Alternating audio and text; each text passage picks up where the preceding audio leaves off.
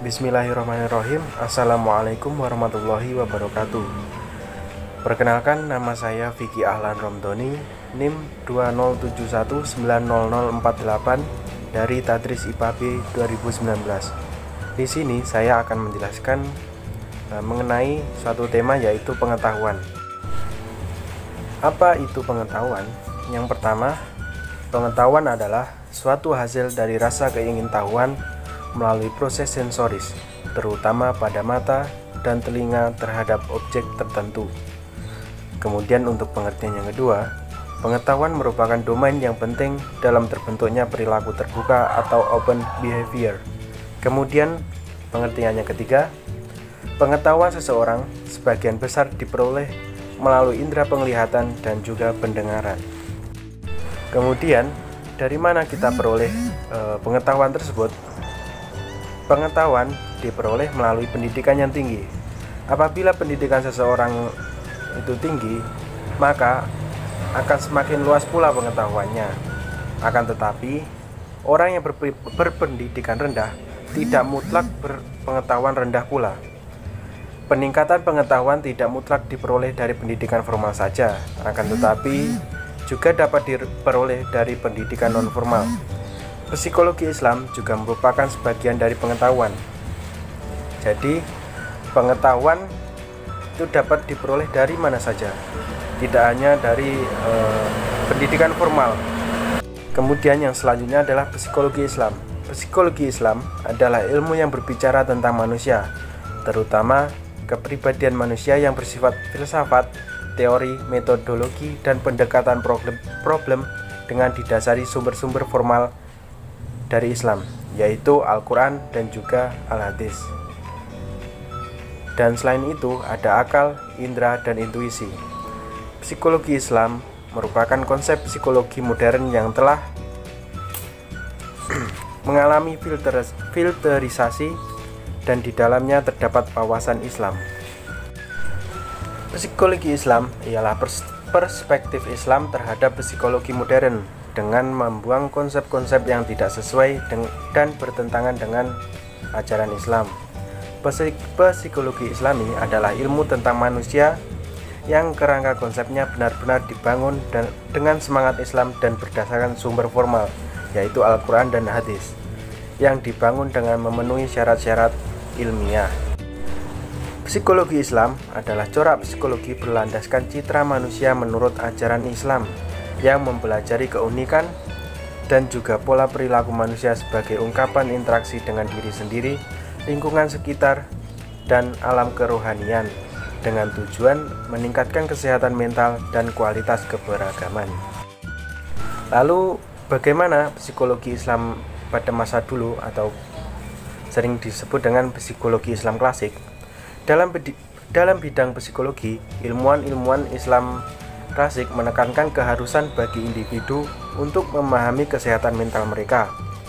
Rumah sakit yang menangani pasien-pasien dengan keluhan psikiatri pertama kali dibangun oleh kalangan muslim di Baghdad pada tahun 705 Masehi, di Fes pada awal abad ke-8, kemudian di Kairo pada tahun 800 Masehi. Para ilmuwan psikologi pada masa klasik dan pertengahan Islam mendasarkan teori mereka pada psikiatri klinis dan observasi klinis. Lalu mereka telah membuat kemajuan yang berarti dalam psikiatri dan merupakan kalangan pertama yang mengaplikasikan psikoterapi dan penyembuhan moral bagi pasien yang menderita penyakit mental, di samping bentuk terapi lainnya seperti penggunaan obat-obatan dan juga terapi musik. Ada beberapa tokoh psikologi Islam, diantaranya adalah Ahmad Ibnu Sahl Al-Baihaqi, Ibnu Sina, dan juga Al-Ghazali. Kemudian di sini saya juga menyontohkan beberapa penerapan pengetahuan dalam kehidupan sehari-hari. Di sini saya mengambil manfaat dari pengetahuan IPA yang diterapkan dalam kehidupan sehari-hari. Yang pertama adalah proses pengawetan bahan pangan. Beberapa teknik pengawetan makanan yang biasa digunakan adalah pengasinan, pemanisan, dan pengeringan. Konsep yang digunakan adalah tekanan osmotik sel dari bakteri yang ada di dalam bahan pangan. Dengan melakukan pengasinan dan pemanisan, maka akan terjadi perbedaan tekanan osmotik antara larutan garam ataupun larutan gula dengan sel dari bakteri. Dalam konsep tekanan osmotik, akan terjadi pertukaran pelarut dari tempat yang lebih encer ke tempat yang lebih pekat melalui membran semipermeabel. Dengan demikian, air dalam sel bakteri akan keluar dari sel, akibatnya sel menjadi dehidrasi dan bakteri tidak akan tumbuh dengan baik. Akibatnya, makanan kita menjadi awet dan tidak mudah busuk. Yang kedua adalah pada pemadaman api ataupun kebakaran. Untuk memadamkan api ketika terjadi kebakaran, disarankan menggunakan karung yang dibasahi ataupun tabung pemadam kebakaran. Hal ini terkait dengan konsep kebakaran bahwa suatu benda akan terbakar bila memenuhi 3 syarat, yaitu pertama, benda mudah terbakar, adanya oksigen, dan mencapai titik nyala. Bila kita hendak mencegah terjadinya kebakaran, maka hilangkan salah satu dari syarat tersebut. Namun, apabila kebakaran terlanjur terjadi, yang paling mudah adalah menghentikan suplai oksigen dengan menyelimuti api menggunakan karung yang dibasahi. Di sini karung yang digunakan adalah karung basah dan tidak ada lubang untuk aliran oksigen. Petugas pemadam kebakaran menggunakan semprotan air untuk menurunkan titik nyala dari benda yang terbakar. Biasanya juga menyemprot benda yang mudah terbakar yang ada di sekitarnya agar tidak mencapai titik nyalanya. Cara kerja fire extinguisher adalah menyemprotkan gas karbon dioksida atau CO2 untuk menghalangi suplai oksigen pada api yang menyala.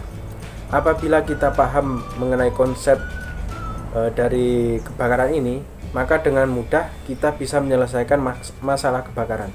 Namun, kebakaran pada tangki minyak disarankan tidak menggunakan air karena suhunya sangat panas sehingga dikhawatirkan air akan terurai menjadi oksigen dan hidrogen yang dapat berperan sebagai bahan bakar, akibatnya nyala api akan bertambah menjadi besar.